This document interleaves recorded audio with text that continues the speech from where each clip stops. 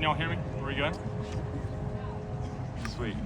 Thanks, Brady. Well, hi, everybody. My name's Spence. I'm one of the tight ends here.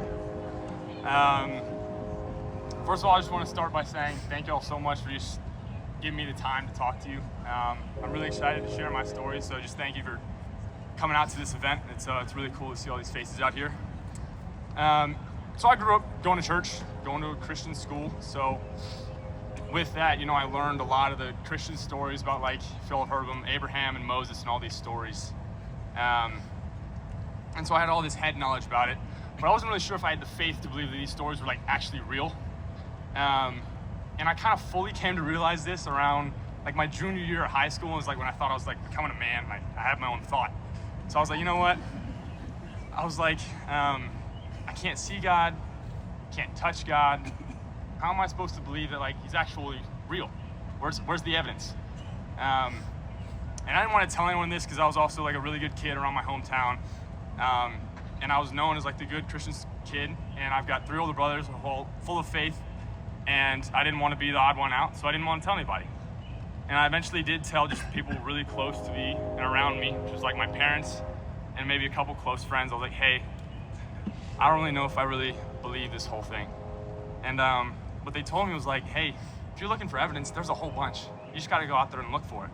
Go do your research. And I was like, you know what? Okay, I will. And I never did. I love to procrastinate, as a lot of us do. And I was just like, you know what? I want to live my life. I can figure that out when I'm 40. There's plenty of time, and so why am I going to look into this right now? And so I never really did. And it wasn't until I got a serious kick in the butt where I was like, you know what? I really need to look into this whole thing and the evidence for God. That kick in the butt for me was actually my dad, who's in the crowd. It was actually around Alabama week, the year we upset Alabama.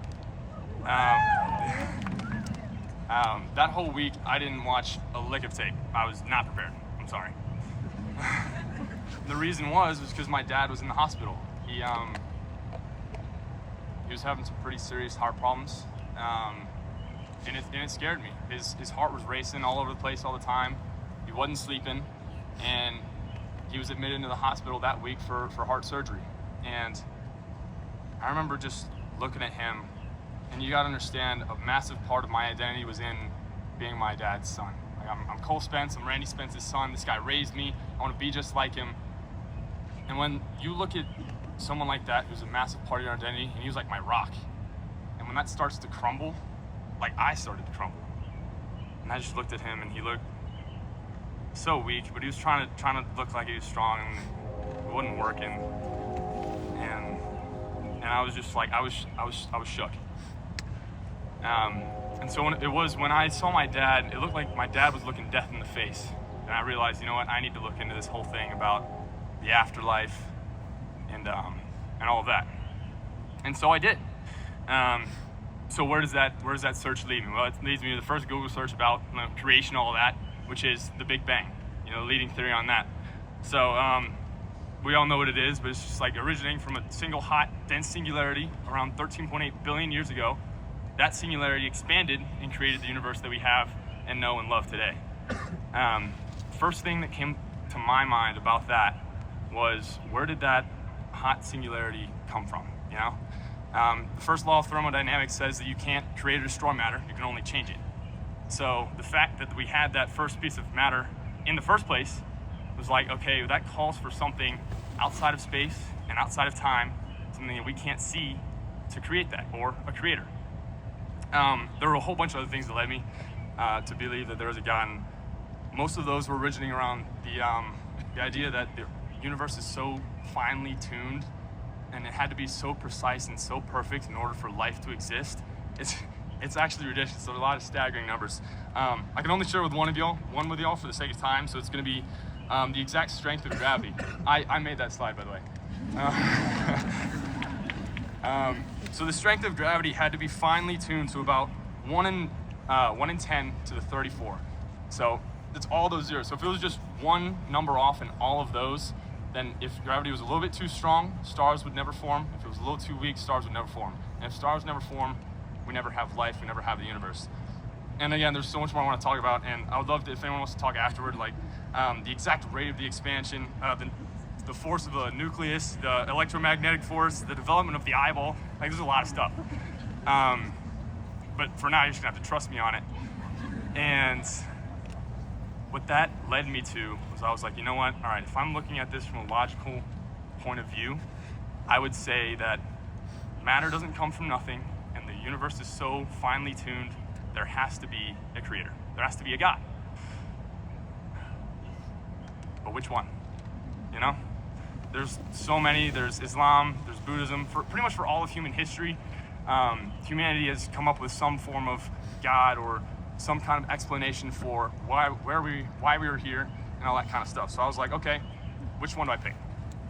Now, what I'm not going to do is tell you what pushed me away from all the other religions, partly because of time and partly because I have a lot of respect for a lot of people who follow those religions. I don't want to offend anyone in the crowd, but I'd love to talk to anyone about that kind of thing. What I am going to do is talk about some things that pointed me to Jesus and to Christianity as being the one true religion and the one that I believe in. So let's look at history. Let's look at some things in history that we all know and believe are true. Like some people in history, like Julius Caesar, right? I don't know if y'all know this, but we have these manuscripts for people in history, and the oldest ones that we have surviving today for a person like Julius Caesar are dated back to the 9th century AD, which is about 900 years after Julius Caesar lived.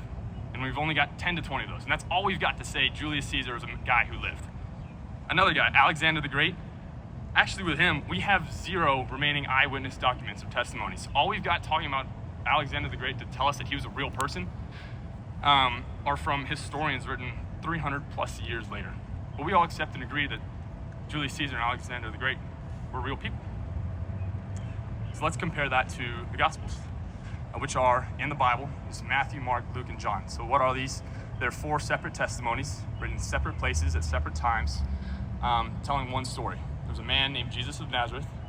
He lived a perfect life. He claimed to be God. He died, and then he proved that he was God by resurrecting from the grave. And they all tell this exact same stories. Now, most scholars agree, Christian and non-Christian, that all of these Gospels were written between AD 65 and 100. So already, Jesus lived in 0 to 33. So already your time gap is way closer than these other people. We also have over 24,000 of these ancient manuscripts proving Jesus' existence. So immediately to me, that's just one of the many points that was just like, okay, we can all agree that Jesus of Nazareth, at the very least, was a person who lived and died, right? But what if they made up the resurrecting part, right? That was my question. They could have made it up because, religions have power. So what if they wanted to create power? So let's look into that, right? Why would they lie? Because if you actually look into it, there was no power to be gained.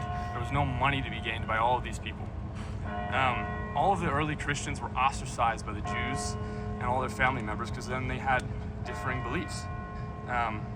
There was no money, there was no power. We have external sources outside of the Bible talking about how the early disciples were actually murdered and killed for their beliefs.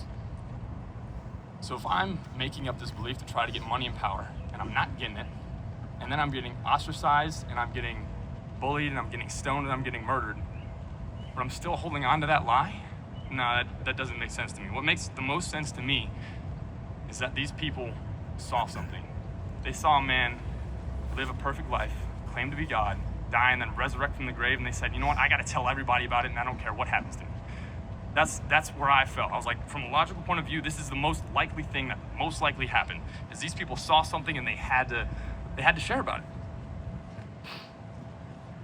So where that led me was actually yesterday, on Easter Sunday, last year, I got baptized. Yeah.